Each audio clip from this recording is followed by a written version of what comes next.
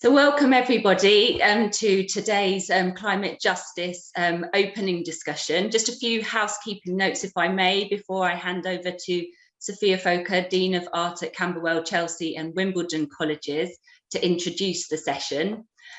Please can we ask you to mute and turn off your video during the presentations. The event is being recorded to enable those who can't join the session to view it at a later date. And the quick reminder of GEE's privacy policy, which is available on the website. Some of our participants are experiencing internet issues this morning, so please do bear with us if people do drop out. We're hoping that won't happen. There will be a short break after the two presentations before we return for an open discussion. And for those of you using Twitter, please use the hashtag #ClimateJusticeHE and tag the UAL accounts and the CHEED accounts, and that would be great. We can build up some momentum there. So I'll now hand over to Sophia Foker to introduce the Climate Justice series. Hello, welcome everyone, and thank you for joining us today.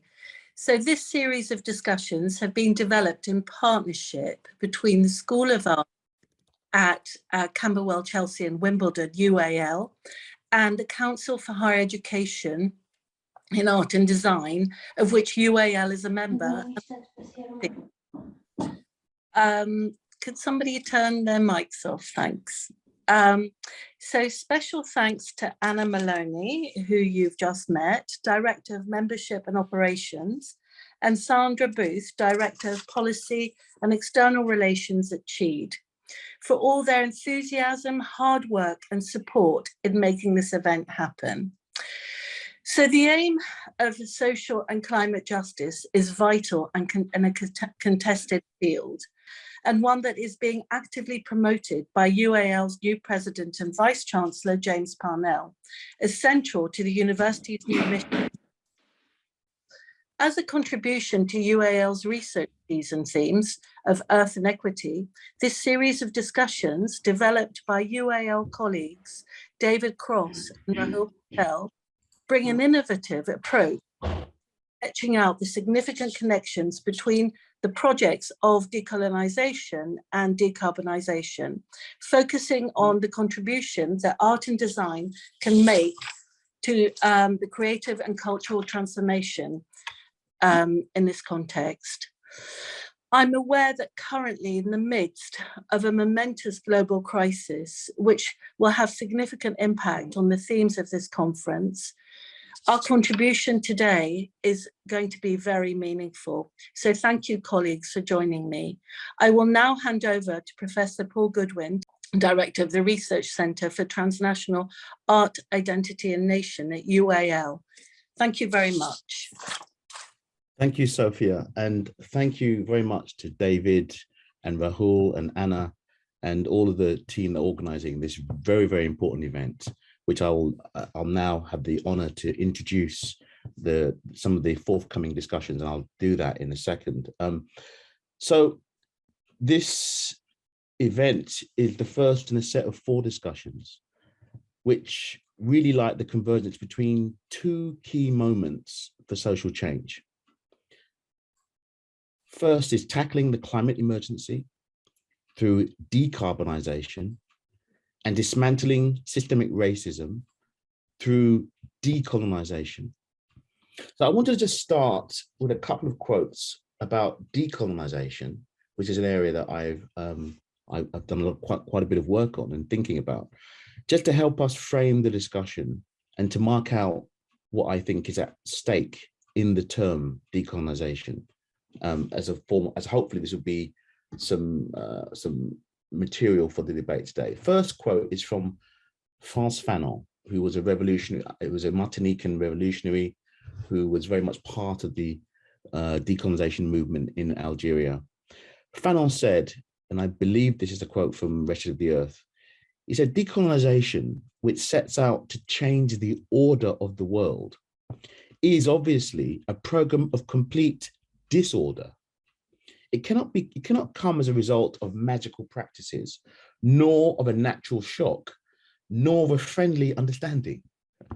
Decolonization, as we know, is a historical process. That is to say that it cannot be understood. It cannot become intelligible nor clear to itself, except in the exact measure that we can discern the movements which give it historical form and content. The second quote I'd like to read, slightly more extensive, is from quite an important article by Eve Tuck and Kevin Wayne Yang called "Decolonization is Not a Metaphor," where they kind of address the way, the proliferation of the use of the term decolonization, such as let's decolonize the curriculum, let's decolonize this, let's decolonize that. You know, what's at stake in that? So they say, and writing in this article, they say, we want to be sure to clarify that decolonization is not a metaphor. When metaphor invades decolonization, it kills the very possibility of decolonization. It recenters whiteness. It resettles theory rather than unsettling theory. It extends innocence to the settler. It entertains a settler future.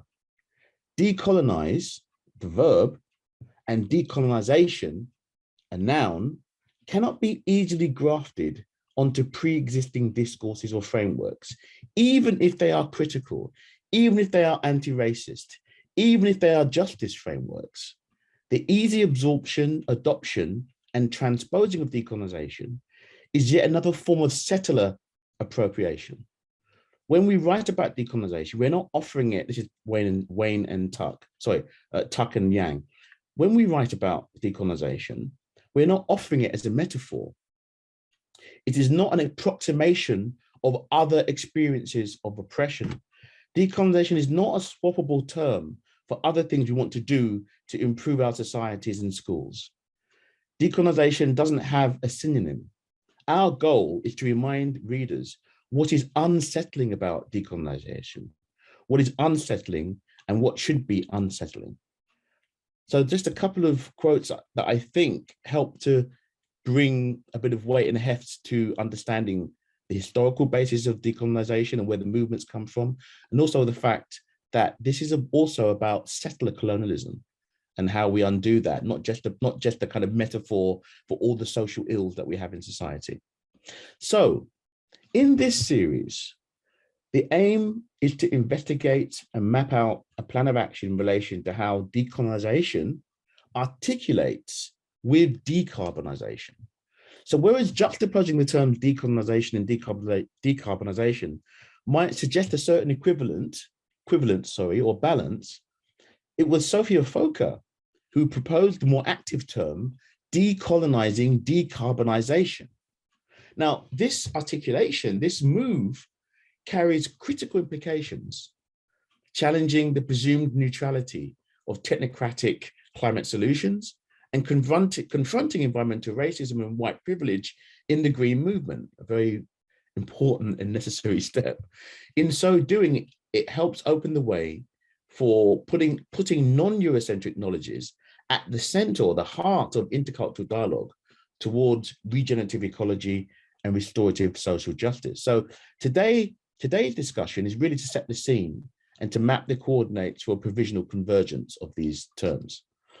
On April the 28th of April, session 2, facilitated by Rahul Patel, is called Decolonizing the Curriculum and the University. On 26th of May, so put these in your diary, on 26th of May, session 3, facilitated by David Cross, is called Systems and Structures for Decarbonizing the University. And then on the 23rd of June, the final session, co-facilitated by David and Rahul, is titled The Role of Creative Education in Advancing Climate Justice. So that's the program that is coming back, and I would urge everyone to really put that in their diaries and attend these events. So without further ado, I'd like to hand over to Professor Ramya Maze, who's Professor in Design for Social Innovation and Sustainability at London College of Communication. Thank you. Thank you, Paul, and it's wonderful to be here with all of you today. I'll be chairing the discussion that will follow our two presentations on the agenda today. We have two presentations, one by Rahul Patel, one by David Cross. I'm very sorry to say that due to illness, Dr. Kairani Baraka will not be able to join us today. So there may be some adjustments to the timings in the discussions today. This topic is urgent, but this topic is also historical, as Paul has pointed out. And I really look forward to hearing two perspectives on this and to discussing across and unpicking some of the issues between the perspectives and also with you in the audience, the participants. So following the two presentations, we will have a chance an open discussion where your comments, your questions will be welcome. We have decided to record these sessions because sometimes new articulations, new issues come up, which we might want to keep track of also for the ongoing series.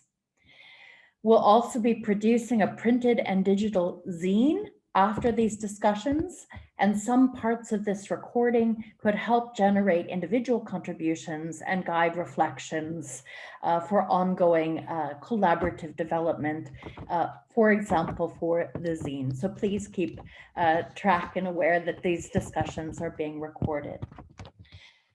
We will also have an open chat where we will expect that respect for a safe space and for potentially different and even contradictory or conflictual perspectives on these contested issues and terms. So I will be posting in the chat when we get to that point some things to keep in mind during the chat, but we do really want to open up these discussions to all of the perspectives in the room. We'll have 15-minute presentations from each of our speakers. To underscore the importance of creative practice, after the discussion, we will also be welcoming and introducing an artist and designer, a student here at UAL as well. But now we turn to the speaker presentations, and I'm very happy to introduce our first speaker today, Rahul Patel, who's a senior lecturer in academic practice, and he'll be speaking about the movement or the journey from decolonization to climate justice. Rahul, welcome. Yeah, thank you for that. And welcome everyone, and really good to see loads of faces here. Well, your cameras are off, but you see what I mean.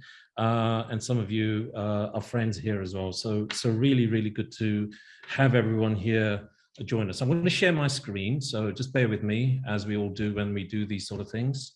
Thank you. So why decolonization? Why decolonizing decarbonization? And the situation that we're in today. And of course, we cannot get away from it, imperialism and war. And I'll briefly come to that towards the end in my introductions. I'm suggesting that this is an introduction all the way around.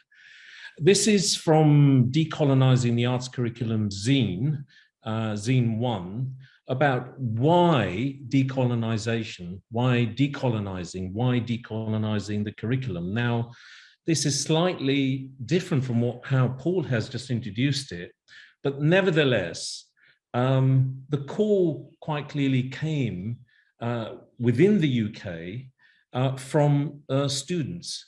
And I'll raise the couple of slides in relation to that. But the key things that were brought to the forefront when this zine was produced by both staff and students was, one, the question of attainment gaps within higher education, the difference between students of color and white students. The question of inequalities, again in higher education, institutional inequalities, and students quite clearly feeling amongst art colleges, and we are part of art colleges, that they were so white compared to what was taking place in their own world or just outside the front door of the institution. And there was a student-led campaign at UAL called UAL So White. But there was a quote from W.E.B. Du Bois that said, "A system cannot fail for those it was never meant to protect." And this is the kind of the call that was in higher education, which was to say, we're not failing, we don't see any difference, everyone is the same. And when we knew in reality that it was fundamentally different for different groups of students. And where this notion of decolonizing the university kind of took off was in 2015.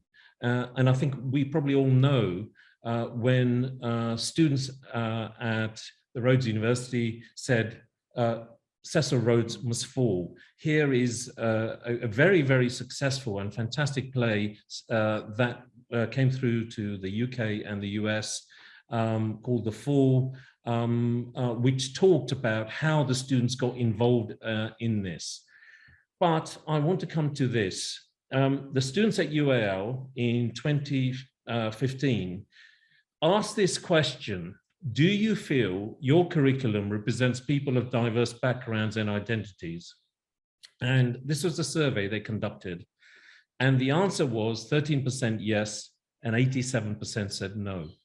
So quite clearly, there was a fundamental problem within this university around how the curriculum connected and was part of the people who were attending the universities. And the university had to take a note of what was taking place. And we're looking at 2015 now, but it had a shock later on when the Black Lives Matter movement took off again, after the murder of George Floyd. A petition was launched by two students' union officers, Anita Israel and Armani Sutherland, saying we want an end to racism at UAL, and that was signed by nearly 11,000 people, 11,000 people. And at that, the university had to take notice. And in this petition, I can give you the links later on, there was a 20-point plan that was put forward, and this has now become, most of them have become part of the anti-racist agenda that the university is in fact putting forward. Now, this is nothing new about the curriculum. In 1981, some of us remember the Brixton uprisings, and a hastily produced inquiry was set in train by Margaret Thatcher, and they got Lord Scarman to produce a report, which happened pretty fast. So the uprisings happened in April. The report came out in November 1981. But this is Lord Scarman, very, very establishment, very, very systems orientated. But one thing he did say, the report was rightly condemned by the Black community across the UK, saying it never went as far as it should be. It let the police off the hook in terms of what was taking place. But one of the things Scarman said, the problems which have to be solved if deprivation and alienation are to be overcome have been identified, which is education in humanities designed to help various groups, including the host community. We're talking about the language of the early 1980s, yeah. To understand others' background and culture, the basic training skills necessary to obtain work in a technological economy in the modern world, and methods, including, this is important, a revolution in the curriculum to deal with this problem. It is long been evident that we haven't got ethnic minority education right. And so this is nothing new, but nothing has been done until very recently. I'm just bringing this on. BBC, we've been told that things are moving. These are two programs that I'm going to just comment on very briefly. BBC 2 Newsnight. it is their premier program of news, analysis, debate about all sorts of things. And with Ukraine on at the moment, it is a program that everyone needs to be part of. You will not find one Black journalist on Newsnight. There might be an occasional report from a Black journalist, but there is not a Black journalist on BBC Newsnight. Now, I'm bringing this in because here we have an audience that are part of arts, design, and communications. We have a large communications college where journalists with broadcasting, screen is taking place, and we need to take note of that. And then I go, see, this is the three Newsnight presenters, no one Black there. And then we go to BBC Radio 4 Today program where, this is probably one of the highest rating programs that's listened to in the morning. Again, no Black journalists. We can see there are people of color, but no Black journalists. And so the question is, for me, it hasn't happened. Decolonization hasn't happened in this context. About knowledge systems, which knowledge systems on the daily news programs take priority? And we know, even with faces, it makes a fundamental difference about what is acknowledged, what is accepted, and what is rejected as part of a discussion.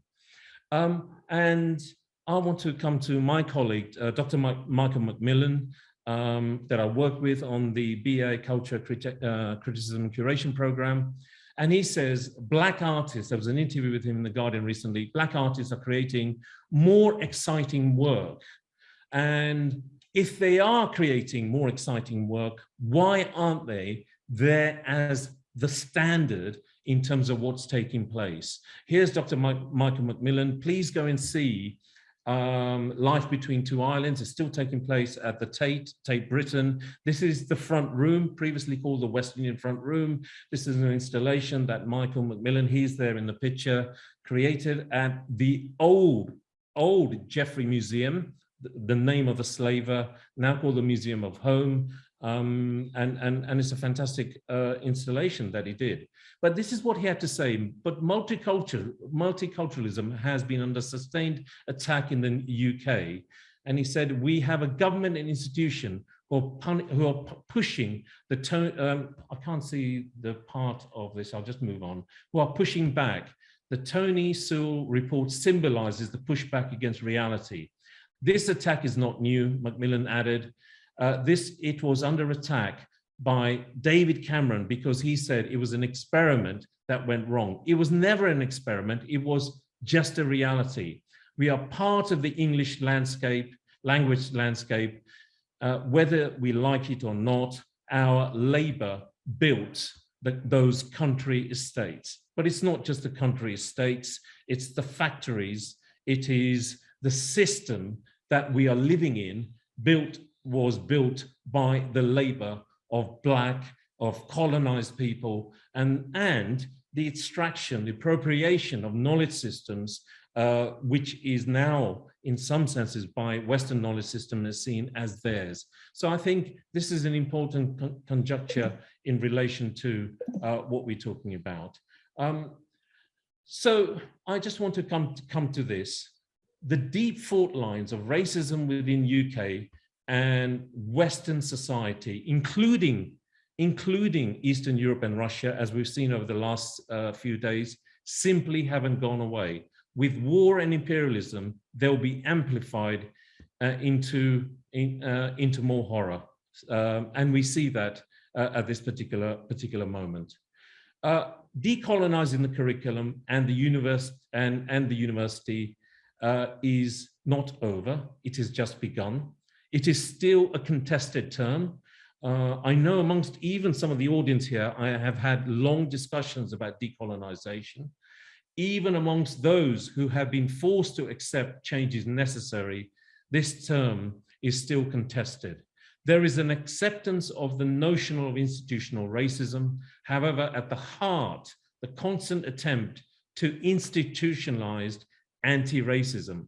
So we have this within our own university. What we saw, the petition, what we saw that the university had to take in around the 20-point program. But what constantly takes place is to institutionalize anti-racism in the framework that it wants. And now into this mix is the need for HE and the outside world to drive towards zero carbon. And so we now have to discuss this as a priority.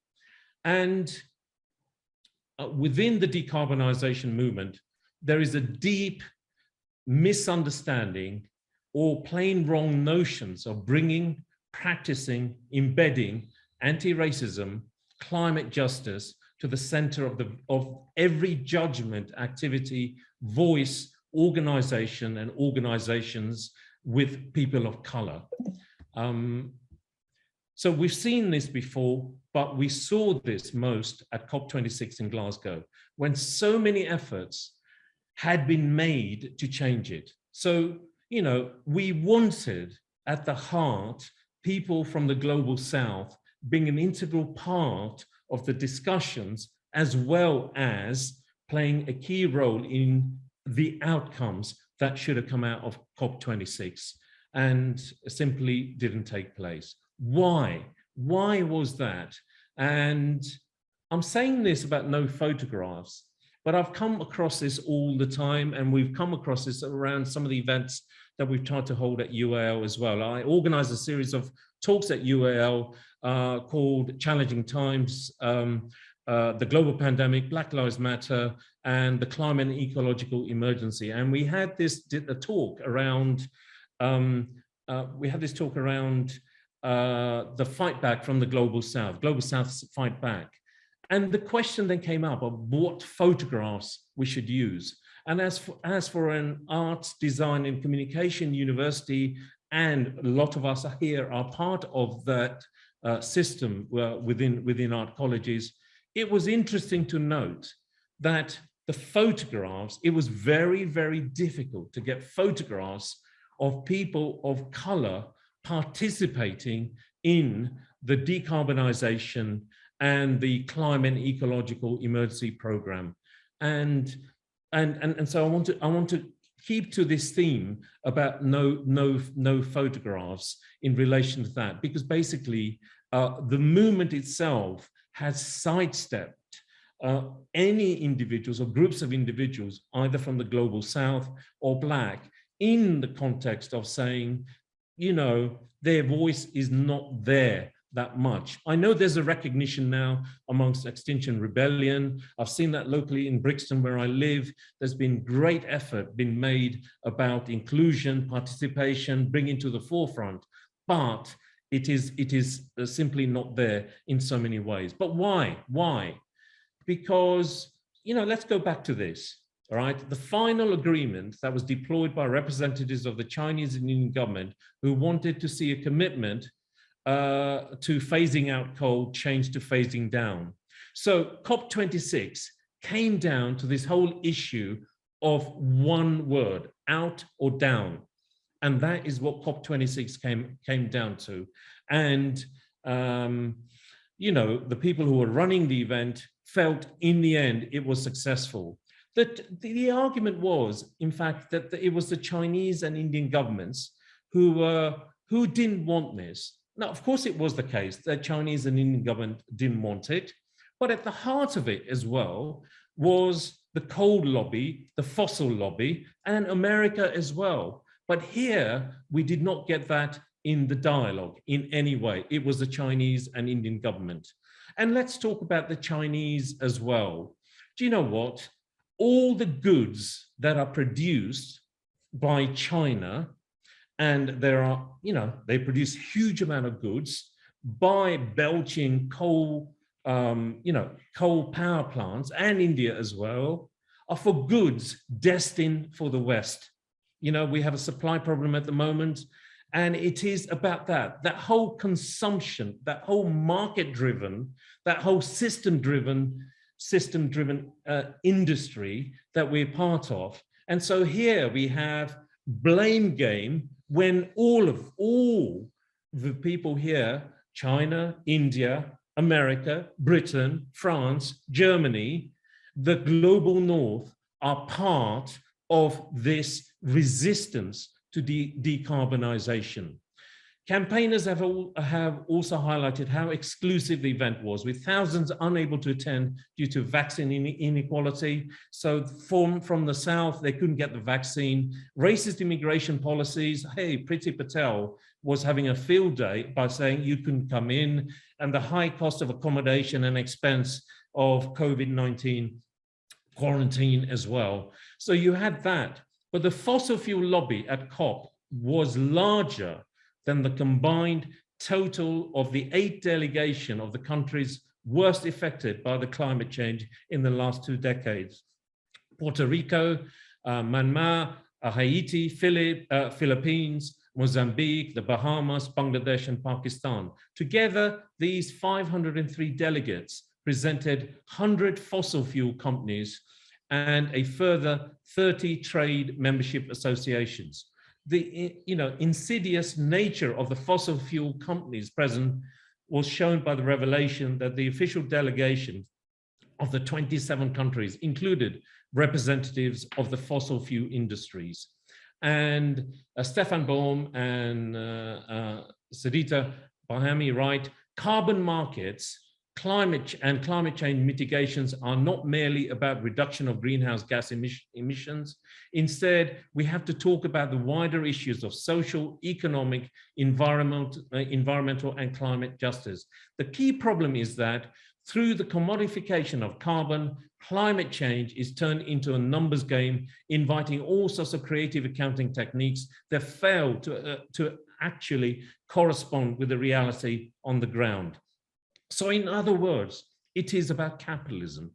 And this word is very difficult to utter or even say in the climate and ecological movement, because what takes place is the pressure to say, no, we can't talk about the system. And it has to be part of system change. And when I said that racism is the fault lines of the system, that means it needs to be part of the ecological and the climate change movement. And Tesla has been put forward as the solution. The cars, the electric cars. But only a couple of weeks ago, horrific allegations of racism prompt California lawsuits against Tesla. The N-word, the other racist slurs are hurled back daily at Black workers at Tesla's California plant, delivered not only by fellow employees, but also by managers and supervisors. So says California Civil Rights Agency in a lawsuit filed against the electric car maker in Alameda County Superior Court on Thursday, on behalf of thousands of Black workers after a decade of complaints, and a 32-month investigation. I'll move on because I'm taking a lot of time up, but I want to come back to the war. I want to come back to the war because we are rightly being consumed by what has taken place by the Russian invasion of Ukraine. And all our sympathies are with the staff and students affected by what is taking place in the Ukraine. We recognize staff and students will have relatives and friends in both Russia and the Ukraine who are affected by this conflict. But it's important. We call on the universities and colleges to provide support to all staff and students affected by this crisis. The UK government should waive visa requirements and admit refugees from the UK. Universities and colleges should support refugees from Ukraine with opportunities for studies and employment.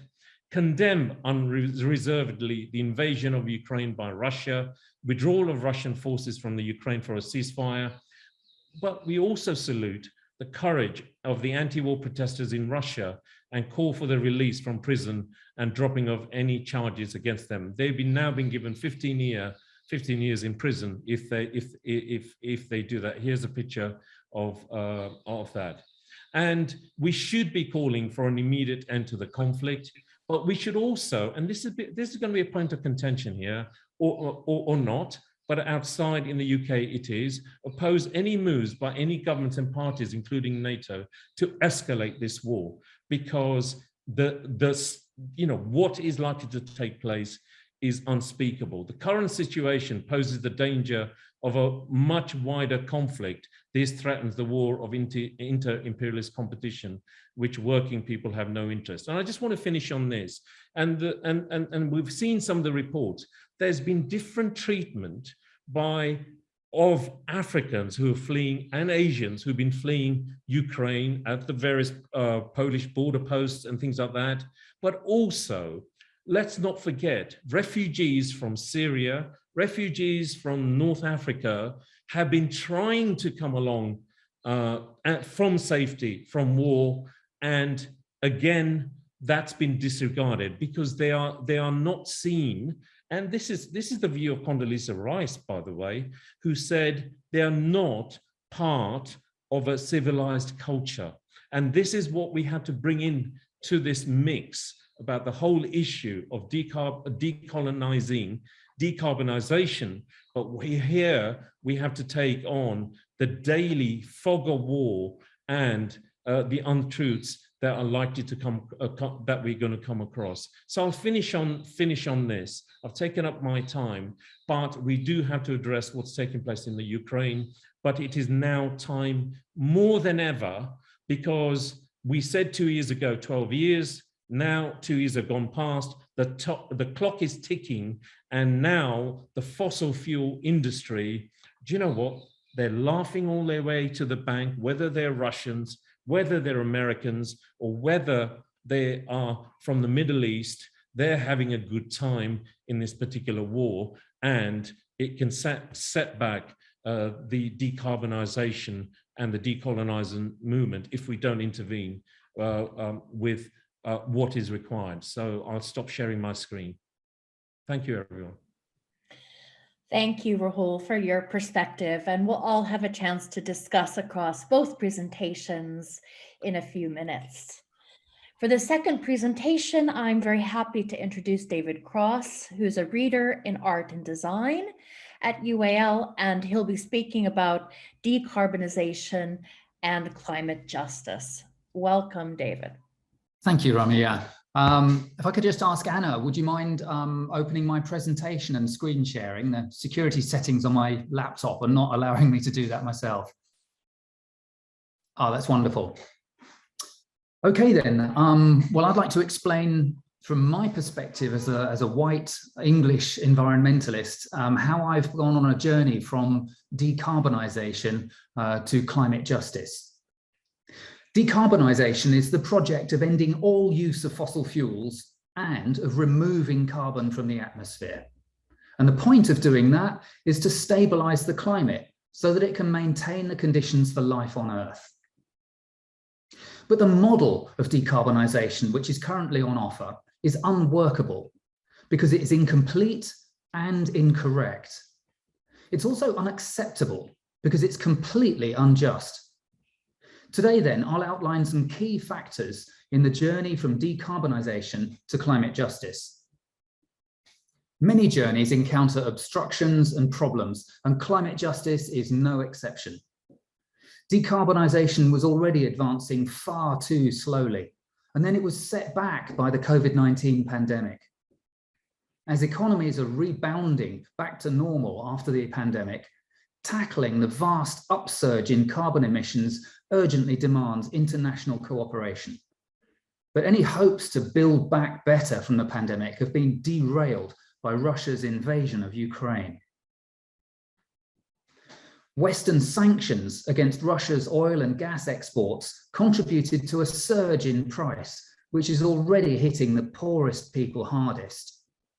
Having delayed the decarbonising of energy systems, government, industry and finance then rushed to secure oil and gas supplies on the open markets, driving prices even higher and pouring investment back into extracting fossil fuels.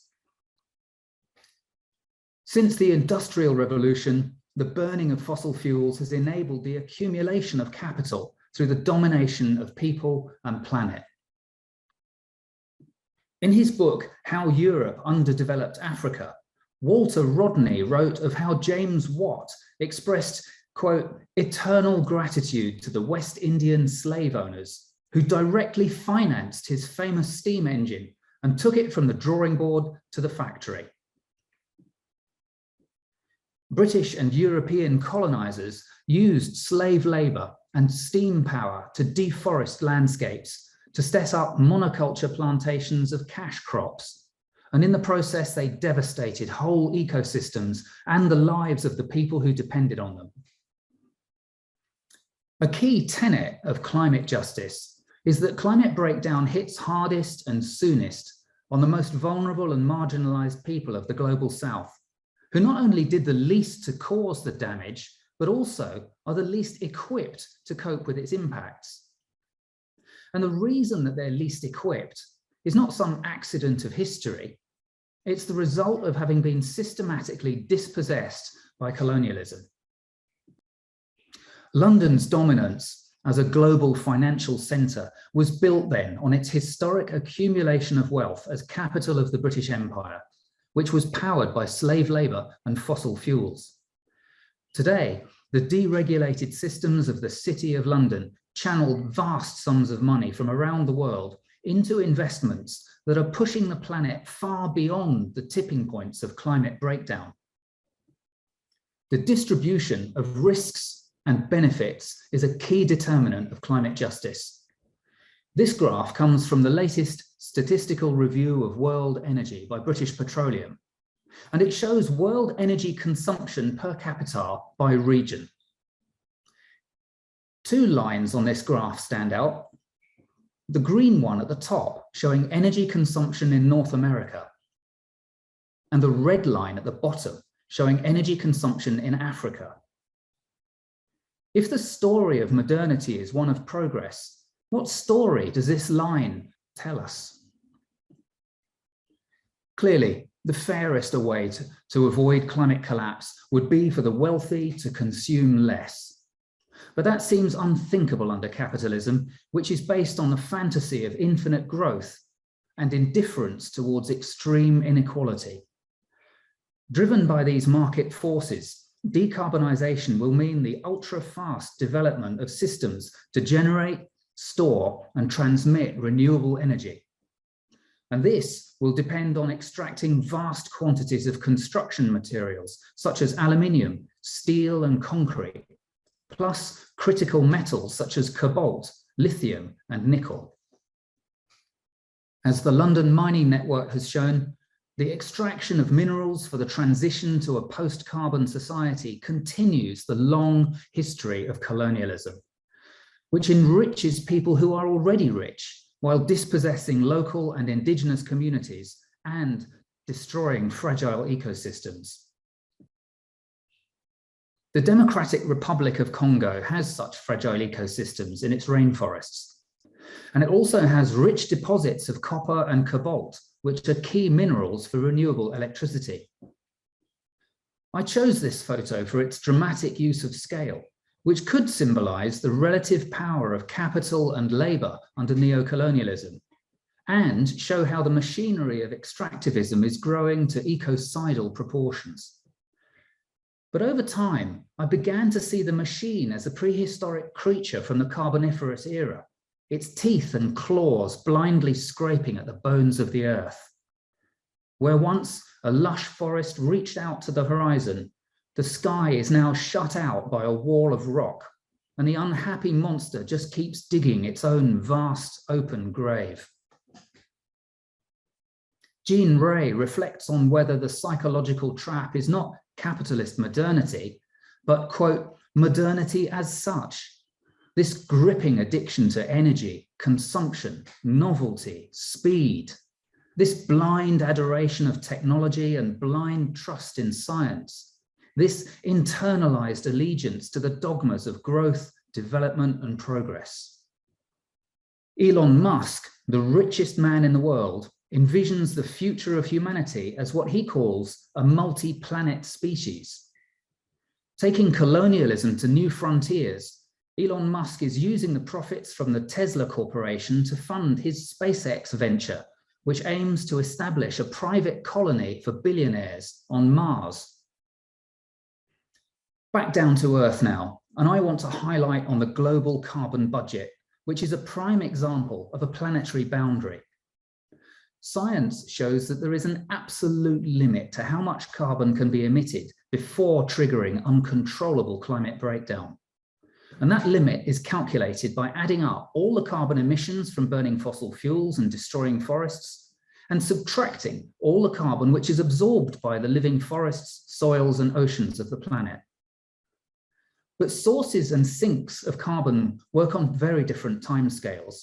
So the simple idea of a balance between them is both misleading and dangerous.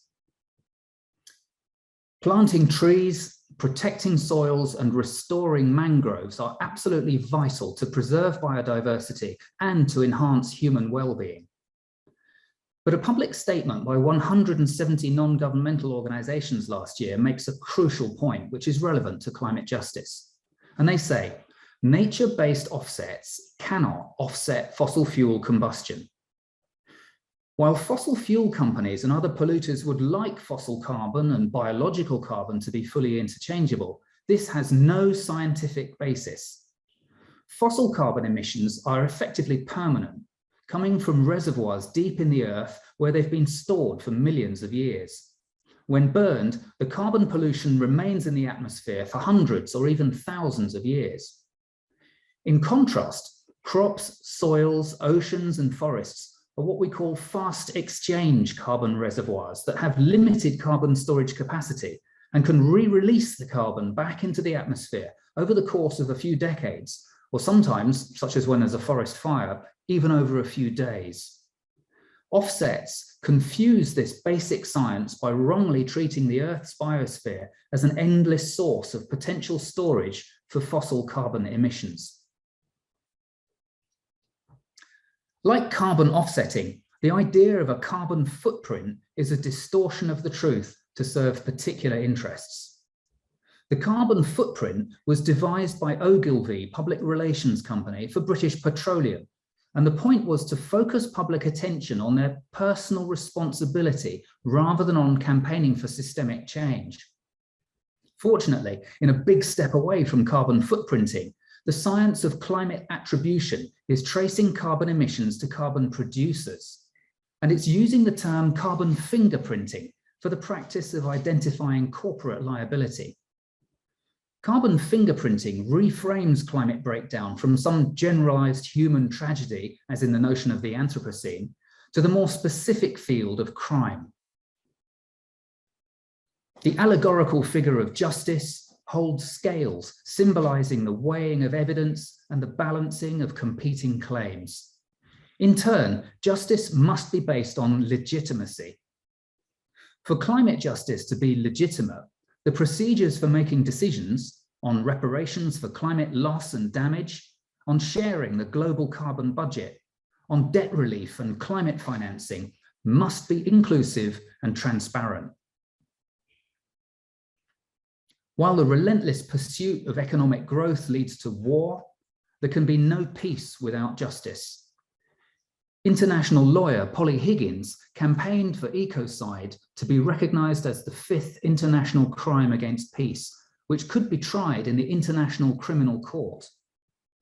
A law against ecocide would hold persons in a position of superior responsibility, such as the heads of fossil fuel corporations, accountable for the actions that they authorize. The Atlas movement is demanding that the United Nations recognizes climate change as a threat to peace, and as a result, it should declare a global climate emergency and decide on measures to avoid uncontrollable climate breakdown. For climate justice to be legitimate, its procedures must give a fair hearing to marginalized peoples. Soon after the COP26 climate conference ended last year, Ecuador's indigenous movement hosted judges from the country's highest court for a historic hearing which took place deep in indigenous Amazonian territory. The judge's task was to decide whether the state would uphold its constitution by recognizing the rights of indigenous peoples to self-determination and the rights of nature, meaning the rights of rivers, forests, mountains, and animals to exist without threats, contamination, or destruction. In December 2021, the 7 justices of the Constitutional Court of Ecuador made a landmark ruling which affirmed those rights, not just in protected areas, but across the whole country. Upending the conception of nature as property, this ruling requires, quote, a new form of citizen coexistence in diversity and harmony with nature. The principle of legitimacy in climate justice can be upheld in a university. Before the pandemic, UAL staff and students held a series of assemblies in which students, staff, and guests debated how UAL should collectively respond to the climate and ecological emergency. These kinds of participatory discussions can bring legitimacy to the decisions a university faces as it tries to reconcile competing priorities, such as reducing carbon emissions to zero while increasing student numbers. Writing about the work of the artist James Coleman, Jacques Rancière identifies the situation when the word and the deed become one, and he calls this the tragedy of power. Rancière claims that the task of art is to undo this conjunction and to resist the closure of meaning.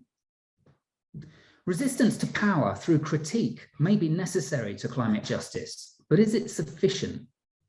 Reflecting on his own work as a critical theorist, Jean Ray argues that, quote, today the desolation of extinction, the full disaster of knotted ecocide and genocide calls for more than rational modes of mourning. I agree with Ray's assertion of the need for affective engagement, and I recognize that mourning is a precondition for healing. But I do hope that there's also going to be space for exuberant outbursts and subversive gestures. In February 2020, climate activists sneaked a Trojan horse into the grounds of the British Museum, hijacking the exhibition, Troy, Myth and Reality, in order to protest against the museum's relationship with British Petroleum. The activists said, "We peacefully occupied the building and grounds for 3 days to shine a spotlight on the oil company's impacts around the world and the ways in which the museum's own history and that of its sponsor were born out of colonialism and empire." In the 1980s, Fritjof Capra showed how capitalism, racism, imperialism, and patriarchy are intertwined and mutually supporting systems of social domination. The artist Sonia Boyce worked with curators at Manchester Art Gallery to remove a Victorian painting, Hylas and the Nymphs, in 2018. The move provoked fierce debate and the painting was quickly reinstated. But at the intersection of socially engaged art and curatorial practice, the project raised important questions about the role of cultural institutions in supporting or transforming power relations, such as through attitudes to gender identities. I'm so sad that Kairani Baraka can't be with us today due to illness, so I've said to her, get well soon, and we'll hope we'll work together again in the near future. Kairani is an artist and poet who explores colonialism and environmental injustice, connecting colonial exploitation of people, animals, landscapes, and ecosystems. Her beautiful poems are a form of resistance to climate catastrophe as what she calls an outgrowth of colonial violence.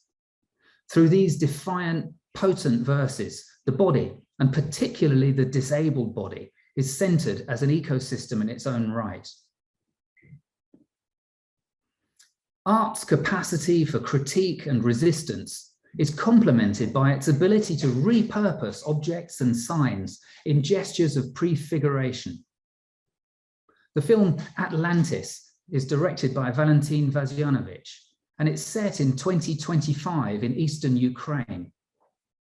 In the scenario Vasiljevic portrays, years of war with Russia have left the land economically and ecologically ruined, and its people physically and psychologically scarred. In one scene, which I found particularly moving, the central character, who's a traumatized ex-soldier, fills the bucket of a mining excavator with water, and he lights a fire under it in order to simply take a bath. In a setting ravaged by war and extractivism, this simple act of cleansing conveys to me a sense of the inherent dignity and value of life, and allows the viewer to move beyond the catastrophism of the present to envision alternative possibilities for the future. Thank you very much. Thank you very much, David. We will now have a short break, which is a perfect time to gather your thoughts, think of any reflections or questions you'd like to bring into the open discussion. We'll have a break for about 10 minutes. We'll return at 11:10 for the open discussion, which we have for quite a lot of time for. And I've prepared a couple of questions for that, but I really hope that you will find some reflections or questions to share. We will be accepting those through the chat, and I'll be, during the break, also posting the guidelines to maintain a safe space in the chat as well. Thank you very much to our two presentations, Rahul and David. We will welcome you back as well for the discussion after the break. We'll see you all at 11:10.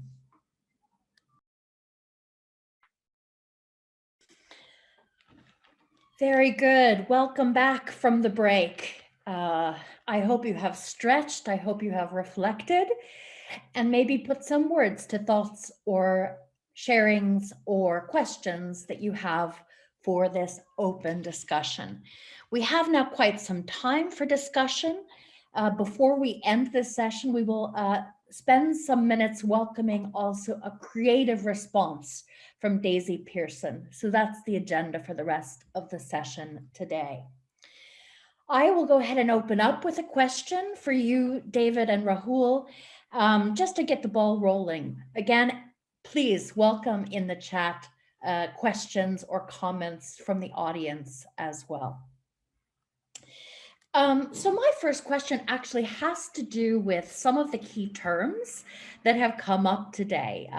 As we know, those of us in the kind of climate debate, climate discourse, tends to be a lot of jargon or jargonification, you can say, of some of these extremely complex, contested, historical phenomena. So the terms we've been using today, for example, decarbonization, other terms that have been critiqued for this kind of metaphorical use or oversimplistic use include, for example, the Anthropocene. Catherine Youssef has directly criticized the way that the Anthropocene has been kind of claimed and captured and simplified in Western Northern discourse, forgetting the fact that this has been and in that process of jargonification, dehistoricizing the historical resonances of that. And she talks about this at length in her book, A Billion Black Anthropocenes, instead of the simple white North Anthropocene as popularized more recently. So I want to raise for you this question, both of you, around the term decarbonization and is that the term? Does that deracinate or dehistoricize this climate issue? But more specifically, and maybe firstly, take up the term of decolonization, specifically because Paul, in his introductory words and in the quotes placed in the chat, really kind of problematized what he called the proliferation of the term, and warned us potentially that it can be reduced to a metaphor. In fact, in the title of this event, Decolonizing Decarbonization, we've reduced it to an adjective rather than to a noun or a verb, as the quotes he pulled us up for us more directly centered the term rather than adding it on to another term, as we're doing in the conjunction of these two terms here, decolonizing and decarbonization. I wonder if you could address those two terms, the conjunction of those two terms, and what you mean to do or want to do with joining these two terms together. As I said in my kind of introduction, it's a term that's contested, and it's a term that's contested by people who are in favor of decolonizing the curriculum. I I've read that text quite so many times, Paul, and that text gets quoted so many times as well. It is doing the rounds at the university, and it will be on every reading list about decolonization. Yeah, that text is brought up, and I think that text is problematic actually myself, because I think at some senses they have stated their position, but I think the world, as the question is about the reality, in the sense that people respond to a whole series of events in the localities. So how do you define what the South African students did? And roads must fall. They kind of contextualizing within decolonization. Ngugi, as we know, in Kenya talked about language before Tuck and Yang talked about decolonization. And that was about, post-coloniality in that kind of context. So I want to bring it down to what is in fact happening and where the movement is in relation to decolonization in a very, very broad sense, which is about challenging a set of accepted method of how society is run, and continuing in that kind of way. And it can be around knowledge systems. I think, if I can put it in this context of art universities, why are the majority of the tutors and staff white? Yeah, okay. So in that case, Tuck and Yang don't talk about that, but for us in an arts university, that is a central point about what's taking place. I'll just frame this. On the MA Culture Criticism and Curation course I teach, at the course committee in 2018, students who were predominantly white, so they were 60% white EU students, 30% East Asians, and 10% white home students, one student from India. The first question they asked at the course committee was, why are we studying North American and Northern European artists? Second question they asked were, where are the Black students? Third question they asked was, where are the Black tutors?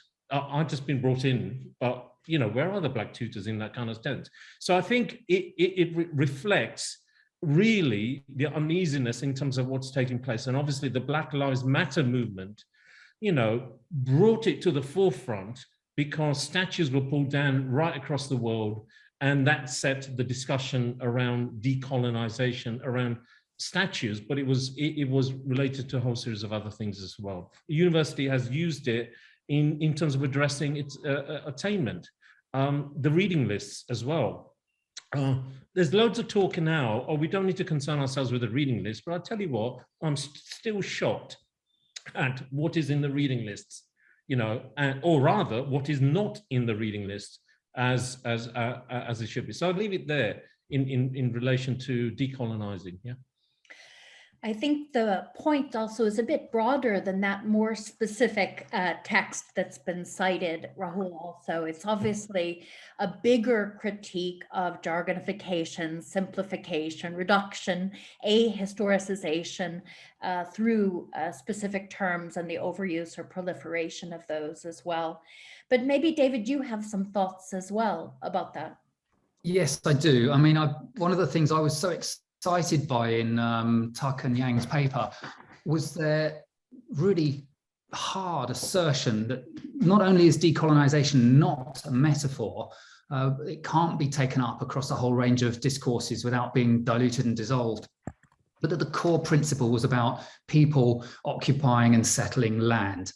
Now, what they couldn't do, of course, was to show a pathway for removing the descendants of the people who settled on the continent of North America. So we have an occupier-settler movement that took place over hundreds of years.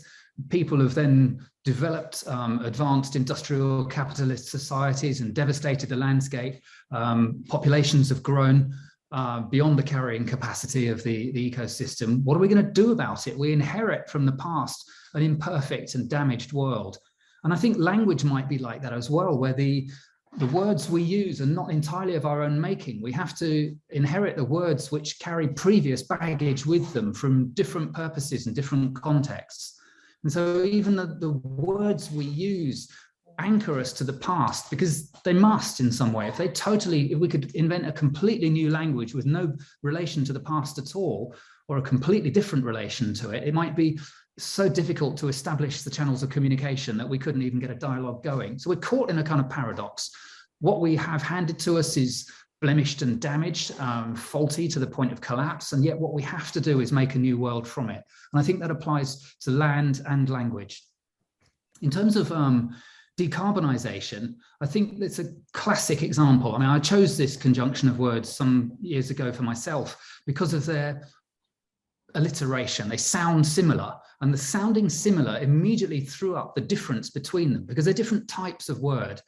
Decarbonisation is a reductive term that looks at one element, carbon, from the periodic table of elements, and it's symptomatic, therefore, of the kind of reductive scientific analysis, where we split the world into its components, down into its organisms, into their organelles, into their cells, and then into ultimately molecules and then atoms.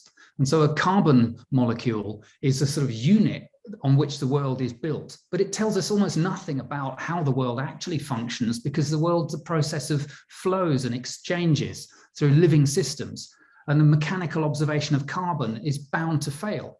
And I think it represents that technocratic view of the world as something that you can split into its elements and measure and calculate, and you don't need to really understand it as long as you can control it. And so in a way, decarbonisation is a prime example of that worldview, that we can manage the world because we're in charge of it, because we can split it into its components. Decolonisation goes the other way around. It's saying we're going to undo this idea of domination and control. We're going to reverse it, dismantle it, challenge it, question it in a process of social transformation that's going to affect who we are as people in the world. And so both of them, decarbonisation and decolonisation, carry similarities in their syllables and the language they're written in and so on. They poetically rhyme almost, and yet they're like at a juncture of two different worldviews.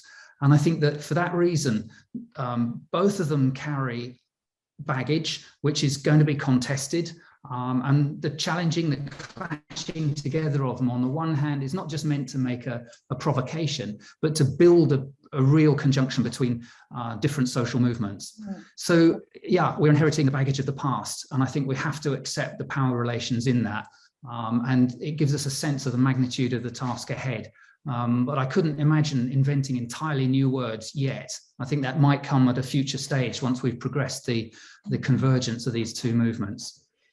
That's extremely helpful, David, that you explain why you choose that term decarbonization and the periodic table of elements as a very specific reference to a very specific way of organizing and categorizing knowledge. I think that's really useful to elaborate and explain in the choice of the terms that we're using here.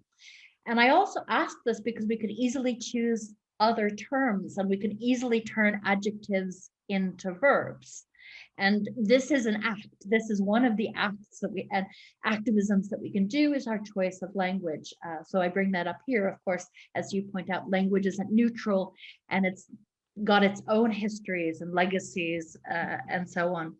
I can draw your attention to, for example, how the Argentinian Swedish researcher Martin Avila uses two verbs, ecologizing, decolonizing, in his research. And he very specifically, as a design researcher, looks at the field of biosemiotics and looks actually at the linguistic roots, meanings, nuances of those meanings. And he looks at different languages and mixes those up. And maybe you can even say unsettles some of the languages, including the languages we use in design, which I think is also brings those terms very close to how we use them in relation to our own work. So I think this is really useful. We have one also question from the audience around this languaging perhaps issue, but to unpick this, to really locate those terms and their legacies, I think is a really important work of we as academics.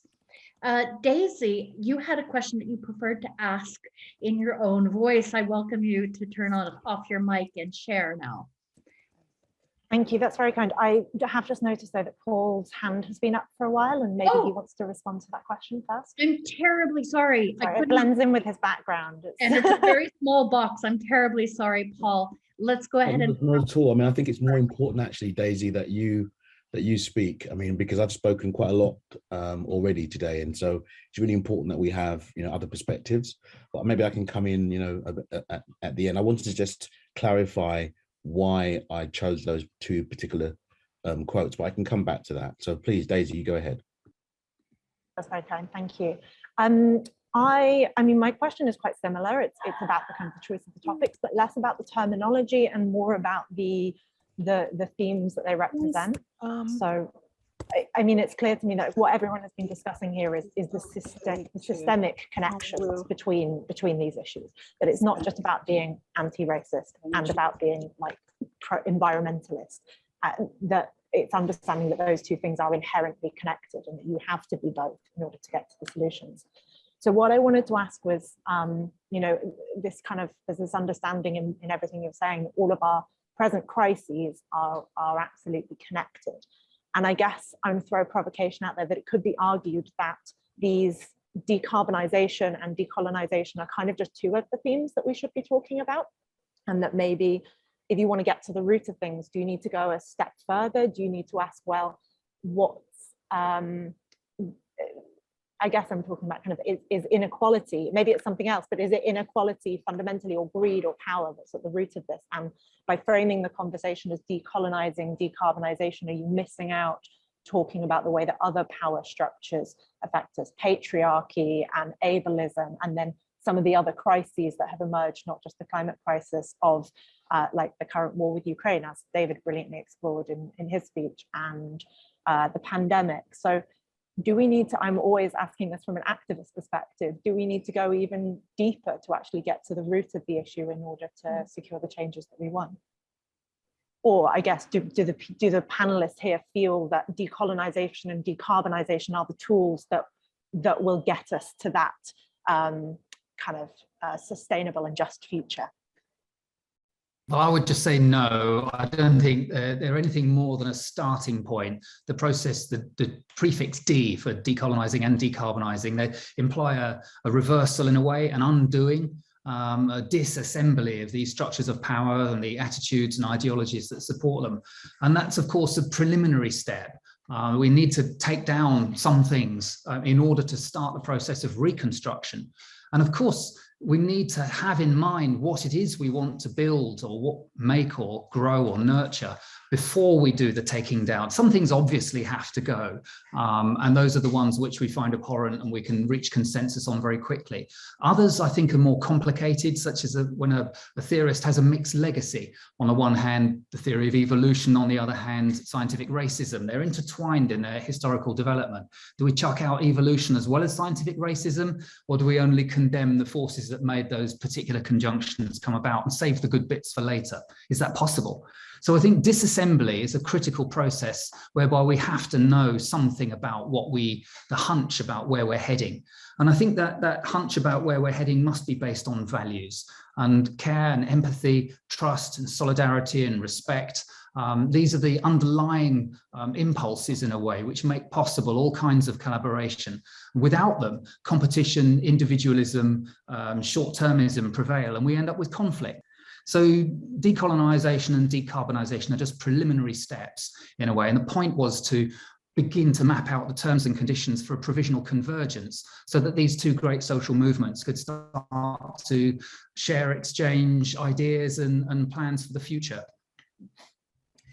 Very good, David. Thank you. And Paul, I'm terribly sorry that I didn't notice your hand in the small box. Did you want to clarify anything before we move along? Yeah, no, that's fine. I mean, it's not, you know, I understood that it wasn't, you know, it was completely accidental.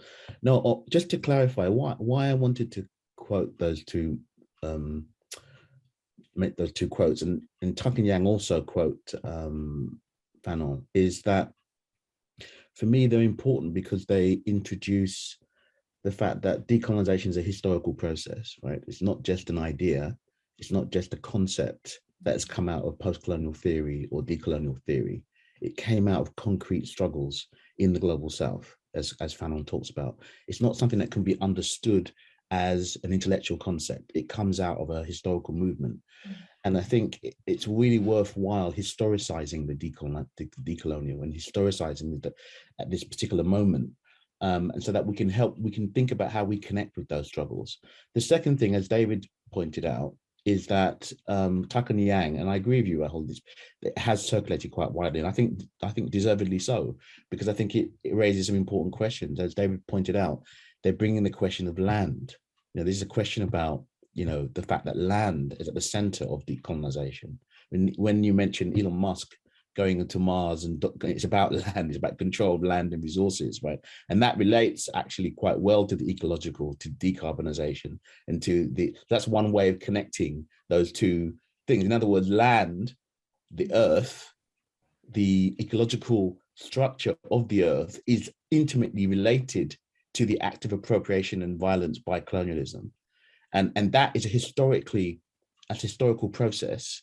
And it's a global transnational process, right? So when we talk about what they say is that the problem with using quote unquote other social justice questions about inclusion or curriculum change, no, it's not incompatible. I understand why decolonization is being used, because, you know, it's being used as a way of talking about structural racism, and which obviously has its roots in decolonization. That's absolutely true. But I think by reminding us that land is at the issue, there are still societies where, you know, there are still settler colonial societies that haven't yet been decolonized. If we think about Palestine, if we think about, you know, Canada, we think about United States, right? There's still communities living on reservations because their land has been colonized. So we need to connect with those struggles as we demand our, and I know that young people and activists are doing that. And I think we need to, I think that that text helps us to think about the articulation of those struggles. So that's the reason why I chose them, historicization.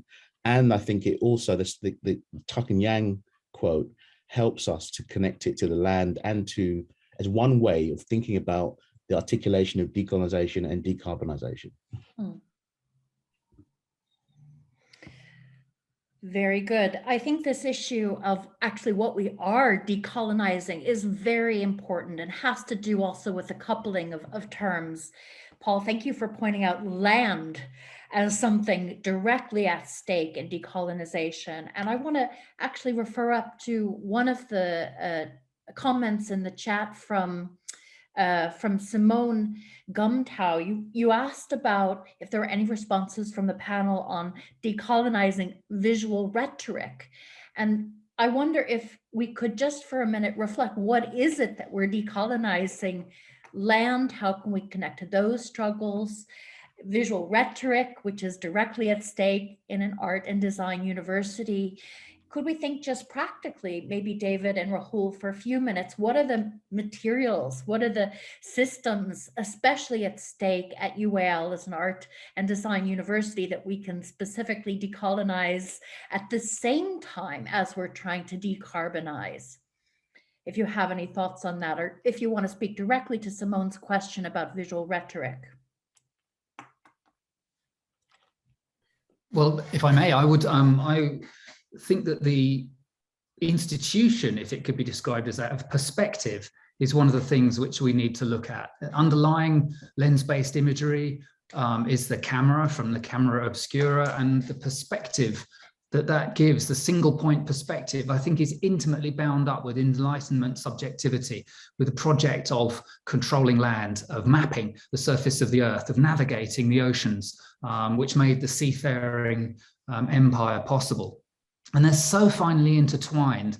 Parts of them maybe we take for granted, and maybe parts of them are no longer relevant. The fact that the camera came out of the Enlightenment perspective, does it still inflect a colonialist impulse into every lens-based image? I don't think it does, not powerfully so. But if we really want to understand how the control of the Earth's surface came about during the Enlightenment and colonialist period, I think connecting the picture frame with the retina of the camera and looking at how that relates to perspective and the development of the Mercator projection of the surface of the Earth are technologies of mapping. So we need to understand there's a legacy there without necessarily rejecting every part of it, but maybe repurposing it for more emancipatory aims. And that the way that time and space are compressed in Western representations, I think does create, it's a fundamental building block of the image culture, which is so pervasive under capitalism. So it's a problem, but I don't have the answers to it. And I think each person will have a different way of rejecting and retaining various elements of what that visual legacy is and rebuilding it to make a more just and fair future. But we do need to look into and not simply take for granted the core basis of Western visual culture. Yeah, and I just wanted to add a couple of points. I agree with David on that. What he said, but the question, and I do want to bring it down to that. Bring it down to this is who has access to the university, yeah, and therefore what representation takes place, what artistic practice takes place, what understanding, what challenges take place becomes important. And I think, the question of, who is allowed into this space, which has been, which has rightly been challenged, makes it very difficult in that sort of sense about upending our artistic practices. I just want to add to this. We're rightly talking about land. We're rightly talking about colonial settler colonization, etc. But we also need to take into account now, because of the way that capitalism has developed, new technologies, the question of this space above is very, very important as well, above the land. And it is critical to our kind of future to stop the extinction. We are talking about what air is across the global world in that kind of sense, the pollutions, the carbon emissions, all of that.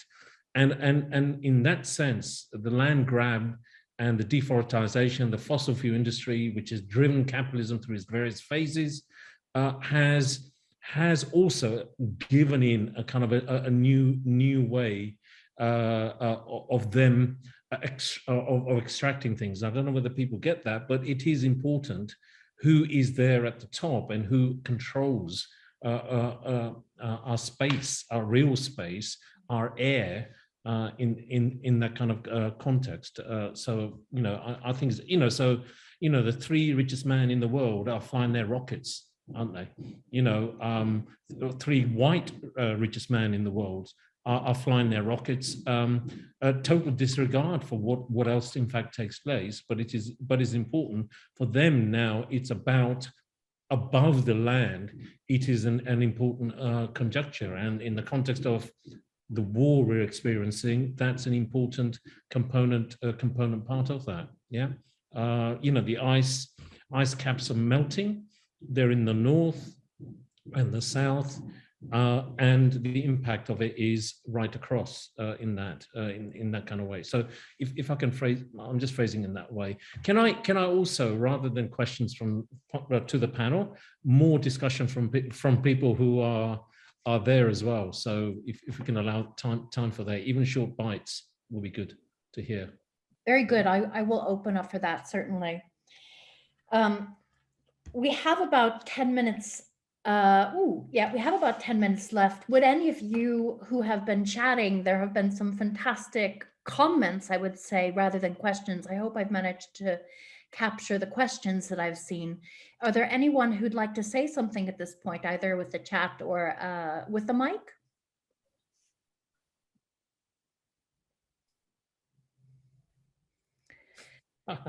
Yeah. This is what happens. We have okay. flow of ideas sometimes it happens. parallel, and once we have an open space, it's hard to articulate the thought. I'm sure in the last minute there'll be 10 hands going yes, up. But we can obviously come back to the open hands and questions as they arise. Here's a question from Amal. For the panel, are there any practices or places currently doing something that we can learn from? Whoa, whoa, yes. There's a huge amount that we can, in fact, quite clearly learn from. But we can spend all day within that, and I'm going to turn this the other way around. I'm going to ask people to contribute when they contribute towards the zine, to actually bring that up. Yeah, okay. Rather than us kind of from the panel saying where it's happening. There is a huge amount of stuff taking place. It is not getting airing. So if you know of it, bring it into the zine. Yeah, bring it into the zine and to the other sessions that we're having on. Yeah. That's really useful, Rahul. There will be more chances for commenting and inputting along the way, not only here in this session or in the chat, although there's some fantastic resources also appearing in the chat. I have a kind of a last question from my side that I wanted to bring up. One of the things we've been talking today is about the D. You specifically targeted that, David, decolonization, decarbonization, and you brought up the issue of disassembly. And in that way, these terms, these ideas, these historical phenomena are to some extent about undoing or unpicking or finding other ways of doing. So from my perspective, this means they're not only critical terms, i.e. we want to protest that, we want to oppose that, they're also potentially new ways of acting, new ways of thinking. They're not only, perhaps we're not only talking about protest here, but proposition. And one way of making a proposition is specifically to dismantle or disassembly, but there might also be more generative or regenerative forms of proposing as well. And I wonder if you have any ideas about what kind of new propositions could come out of this kind of thinking, this way of talking. What kind of new ways of doing design, what new ways of using the camera, for example, around maybe in terms of other systems of knowledge, so that we can, from other knowledge systems, do art and design differently, other bodies, other knowledge systems. And I'm thinking specifically about some of the work that I've seen from artists or theorists or academics from different backgrounds, from different knowledge systems, such as Professor Rauno Kuokkanen from the Sami area of the northern Lapland. She's at the University of Lapland. She speaks specifically in terms of economic theory, not based on the transactional exchange models that we are currently predominant, but the logic of the gift, which she draws specifically from Sami language and Sami practices from that part of the world. So I wonder if you have any ideas or proposals how we can not just but differently or in other ways use these logics to change ourselves or to change the systems around us. Well, that's such a rich question. That's really beautiful. I had in my mind an image of one of my favorite artifacts in the British Museum, which was a tablet of stone inscribed with a message in grandiose language about the control of land by a lord who had mastery and domain over this territory. And so it concerned rights and privileges which were bestowed by this powerful figure. And cut into the center of the text, just going straight through the wording, through the slab of stone, was a square hole which had been cut some 5 centuries later. And this was because the person wanted to reuse that stone, which proudly proclaimed dominance of the land, and they wanted to use it as a millstone to grind corn. And I just thought there was something so wonderful about that great power structures, depending on arrogance and control and domination and pride, crumble over time and people return to the everyday practices of nurturing soil and feeding their children and cultivating, the practice of culture being supported through that. And so on the one hand, it was a descent from greatness to banality, but on the other hand, it was a return back to the practical matters of living on the surface of the earth. And I found that a very poetic thing. And I wonder whether that could guide us a little as we unpack the great structures of colonialism and perhaps also of capitalist modernity. Which bits do we keep and how do we use them to meet the needs we have for caring for ourselves and the others who support us in the making of community? So it's an open question, and I don't even know whether it's possible to have principles that might help us answer it, because I think it's so contingent on a particular context. But we must undo what's been done, but not destroy it. I think the disassembly is not necessarily destruction. There might be an impulse of rage and justice that wants certain things torn down and destroyed forever, but not everything must fall, perhaps. Some things might be worth hanging on to. And I think Daisy's question around the values which drive us in our actions as we unmake the present and remake the future from it is really important. If we ask ourselves what's driving us, is it hatred and pride and arrogance, or is it some kind of humility or questioning attitude and respect for others? Two points. One is we've had the Ds, decarbonisation, decolonisation. Let's not forget, 10 years ago we had anti-capitalism in relation to what's taking place. And I actually want to kind of home in on capitalism, because I think in these kind of debates, we tend to veer away, we tend to steer away from the crux of the issue. And I think when we come back to the statement that the IPCC said in 2017, 2018, I think it was, we've only got a short time. I think that's what we do need to kind of concentrate on as well. And I think also at the moment, the anti or decarbonization movement, the movement towards zero carbon is a minority movement. The majority of the world haven't come on stream. And I don't know, at some senses, what fantastic ideas people will come up for a different society. We simply don't know in that kind of sense. And people will kind of attack me for this, but I think rather than being in a bubble, I think once we start moving into a sphere where we have majorities involved, then we'll see a different formulation of how things should be run as well. I'll just pick up very quickly on a question that Karen put forward on SOAS, the new chancellor who's evicted students from that. It's interesting to go back to South Africa, because at the same time as Roads Must Fall, we had a movement called Fees Must Fall as well. And this is where decolonization comes in, because the independence movement against colonization wanted free education. Wanted education that wasn't tied to wealth, wasn't tied to whether you could pay. And post-independence, World Banks, the IMF, structural readjustment programs stampeded and said, you need to charge your students in higher education fees to come on board. Ironically enough, that argument then was used on British universities as well. So first they did it in the global south, and they came back in again. But in South Africa at the same time, you had the Fees Must Fall campaign, same time as Roads Must Fall. And why was that campaign in 15 universities across South Africa?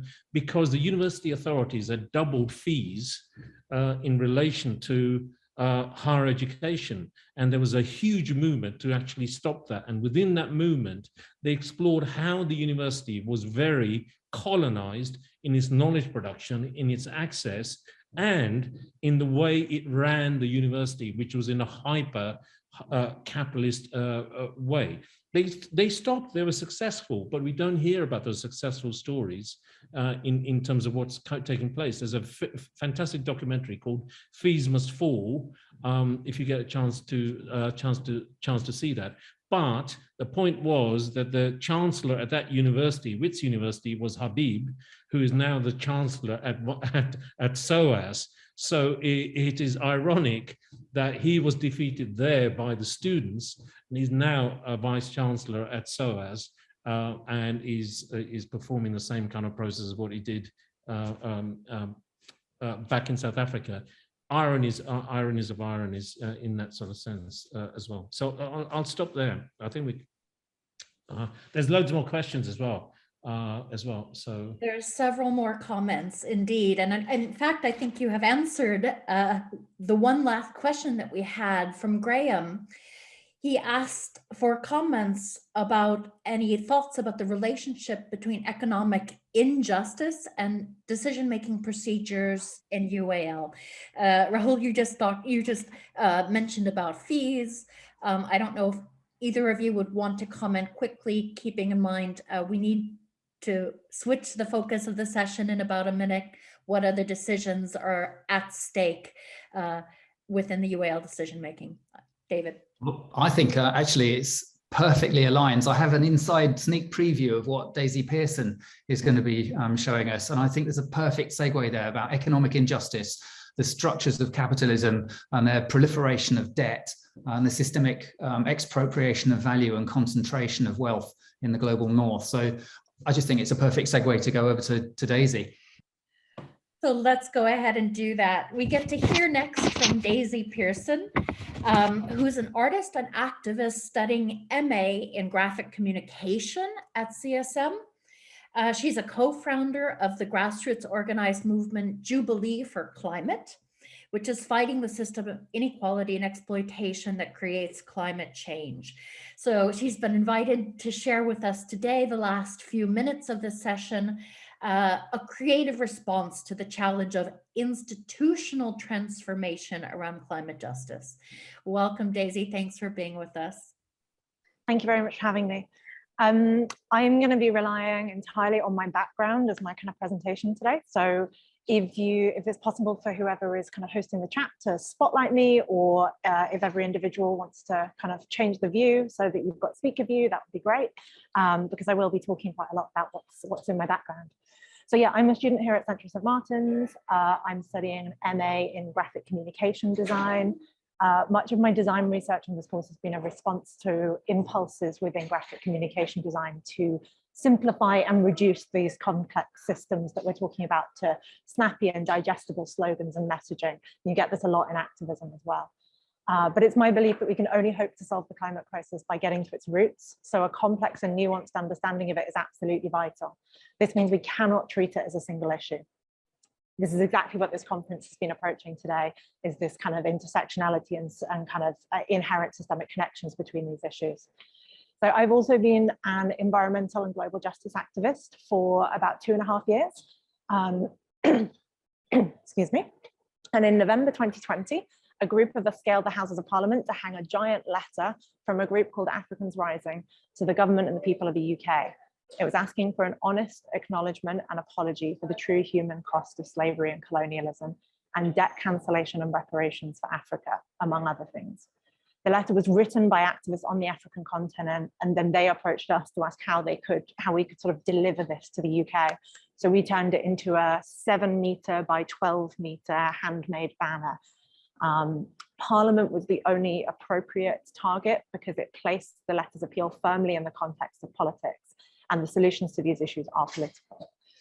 The new context also set the words of this African movement fighting for justice, peace, and dignity against the backdrop of the grandeur and wealth of the Houses of Parliament, wealth that was built on the profits of colonialism, slavery, and empire. The banner was handmade in 7 1.5-meter strips that were then sewn together. The letters were hand-drawn. It took a small team about 10 days to make it. It took a huge amount of labor, care, and collaboration, working practices which I believe contribute to the meaning of the end product, because those values become legible in the handmadeness of the finished product. The process becomes the medium. It was an act of devotion, solidarity, and allyship as we pledged our time, labor, and care to support the Africans Rising cause. And it was an action that forged a great relationship between us. As a response to this conference series, I have chosen to continue this conversation by creating a new banner. I'm going to switch my background off and you will see it behind me. Sadly, today I ran into complications with the Central St Martin's Health and Safety Department, who were not very happy about me hanging it up on the bridge where it was going to be. Sadly, it turns out the activist approach of do first and get permission later doesn't go down very well in universities. So anyway, it's still here. It's in the context of the university. It's still very relevant for what I'm going to be talking about. And I absolutely intend to get a proper shot of it hanging from the bridge later, and I will forward that to everyone. So about 6 months ago, I was part of a group that founded a movement called Jubilee for Climate. And Jubilee for Climate combines the urgency of climate activism with the universality of social justice work. We're not fighting climate change, but the system that creates climate change. Our thesis is that inequality creates the climate crisis, and debt is the physical manifestation of that inequality and the thing that locks us into the current system. So if we want system change, we have to start with debt cancellation and then move on to economic and democratic reform and some form of global and justice-centered Green New Deal to see us into a sustainable and climate just future. We're a grassroots organized movement working on the ground to support communities, raising awareness around debt relief, democratic reform and the environment, whilst also building a movement of individuals and other movements to change the system that created today's local and global crises. The tradition of Jubilee goes back many years. It's in the Bible. It's what the Magna Carta was about. It was historically recognized that inequality was a great ill for society and that inequality accumulates if left unchecked. So Jubilee was a moment or a mechanism where the debts were cancelled, the slaves were freed, and the stolen land was redistributed. So who owes who? Well, we're talking about all kinds of debt here.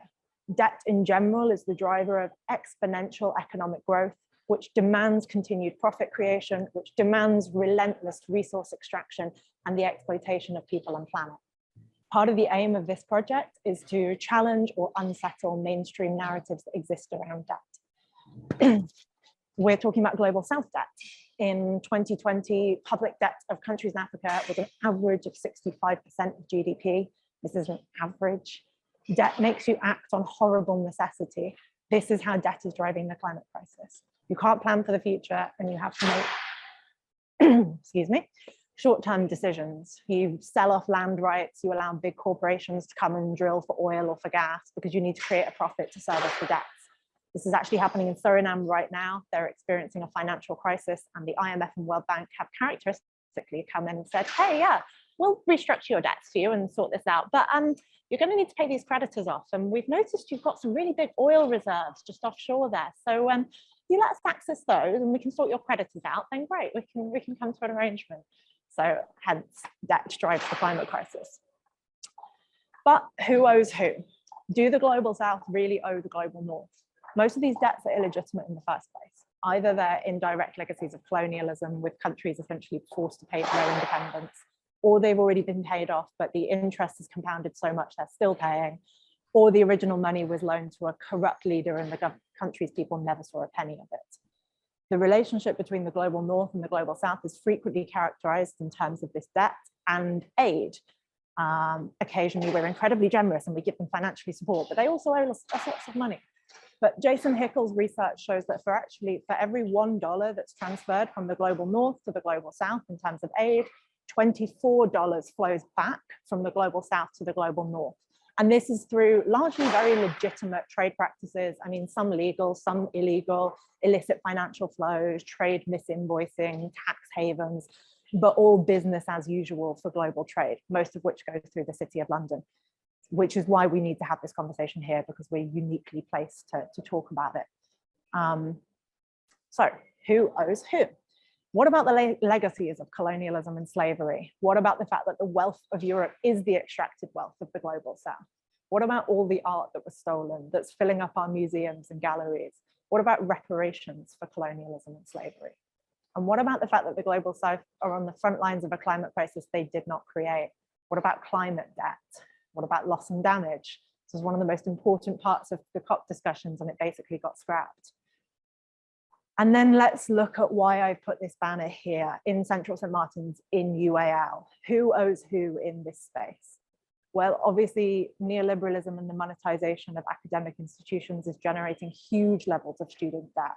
Most of us will be paying this off for the best part of our lives. And in recent news, they're talking about changing the restrictions for student loans so that there's a minimum grade requirement to be able to access them. So you're systematically shutting people out from disadvantaged backgrounds there. The rich get richer by impoverishing the poor and then secure their kids' futures with the money they stole. And because the whole financial system is designed to do just that, it doesn't have to be this way, but we've been conned into accepting it because capitalism and neoliberalism are presented as the only options. This conference is also taking place the day after the UCU strikes end. Staff working conditions are students' learning conditions. The issues of casualization, precarity, overwork, inequality. Students are affected when their tutors are under these strains, and they're facing their own financial pressures, battling overwork. And the inequality across gender and race lines means that these effects are felt by the students too. While I fully support the strikes, we students carry the burden doubly. We still have the debts that we've accumulated to pay for these courses, and then we get less teaching. And what we do have is a reduced quality because the teachers are all under strain. We pay more, but we receive less. Education as a profit-making enterprise is not conducive to a good or healthy learning experience. So again, who owes who here? This is designed to be a provocation. It's designed to be open on many levels. We can talk about multiple forms of debt in the one thing. As with the Parliament banner, this can be read in the material qualities too. The design, the creation, the location, the context. Ordinarily, I would always want to use an opportunity like this to collaborate, to platform marginalized voices and those people who are disproportionately affected by the issues being raised today. But given the limited time available, I tried my best to achieve these things in the design and the creation. The font is designed by Tracy Eels, a Black type designer in the US, whose type foundry Vocal Type seeks to challenge diversity in the graphic design industry by highlighting, each of his typefaces highlights a piece of history from a specific underrepresented race, ethnicity, or gender. This particular one is named Eva, after Eva Perón, who was a great pioneer of women's suffrage in Argentina, and is inspired by the banners carried during a 1957 women's demonstration in Buenos Aires. The applique style of the fabric banner, for me, evokes a long tradition of labor movement protest banners. The background is made of recycled bed sheets, of course made from cotton, which comes steeped in its own colonial history. And the fabrics for the letters also have a complex history.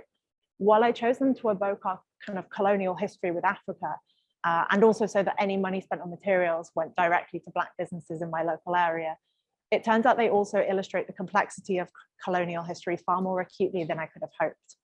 From what I must acknowledge is my limited research, it seems that English colonizers in Indonesia were entranced by their beautiful batiks, brought some home to try and recreate them in the 19th century. They succeeded and found cheaper mechanized ways to do it. Dutch started mass producing the fabrics and then exporting them to their colonies, including Ghana, where many of these fabrics on my banner are supposedly from. This is a classic story of the Industrial Revolution and empire. The Industrial Revolution increased the production capacity of Western states astronomically, so there was an enormous hunger for raw materials to satisfy demands. Thus, the Western powers sought colonies where raw materials were abundant and where they could be appropriated at little to no cost. Of course, their eyes were on Africa. Additionally, the colonies gave Western powers a ready-made market for their goods, as the colonized people were left with little to no legal recourse to produce their own finished products. Which is a nice transition to location and context. I'm nearly done here, I'm conscious of time. As well as speaking to the debt relations within the university space, we're also set against the backdrop of these old industrial buildings, Coal Drops Yard, Granary Square, a visual remnant of trade, industry, and empire. Coal Drops Yard is a particular reminder, and all of the big gas towers that are all around central St. Martin's, of the vast amounts of fossil fuels consumed in our industrial revolution and the beginnings of the steady upwards creep of our global temperature. The building interior was actually designed to be a shopping mall. So even when the university ceases to be profitable, it can be easily converted. One of the technicians pointed out to me that if you've ever noticed the workshops, all of the kind of technical workshops are the exact size and shape of a top shop. In case you wanted a reminder that education is just another tradable commodity these days. I do want to acknowledge briefly before I finish that I might have made mistakes in this. In this instance, I did work alone, and though I cannot really claim the piece as my own because it draws greatly on Jubilee, on a lot of group activism we've been doing, on our relationship with Africans Rising, ordinarily I would always choose to collaborate. especially being a white and privileged person in this space. At the very least, I hope that this becomes a provocation and a conversation starter. I hope this could be the start of a conversation with potential future collaborators. And I have found from experience that it often helps to have something to show when approaching different groups that says, look, we're serious about this and we're willing to commit. So yeah, hopefully this is the beginning of a conversation. And sorry, I've gone over time, but thank you so much for having me. Thank you so much, Daisy. That was a fantastic conclusion, wrapping up many of the threads in a very articulate presentation and well-crafted provocation there, which will surely inspire and provoke further discussions in the coming sessions. So thank you very much. I will now close the event. Thank you very much, Daisy. Also, Sophia Folka, who opened our session today, Paul Goodwin for his wise introductory words, Rahul Patel and David Cross for your different in-depth presentations, and Kairani Baroka in absentia. Thank you all very much. I believe Rahul will put in the chat some links for the next conversations and reminder about the zine. Thank you all for who participated in body, in spirit, and in the chat. Again, this is recorded, so all of the different modes of participations, including showing up, are appreciated. So see you next time.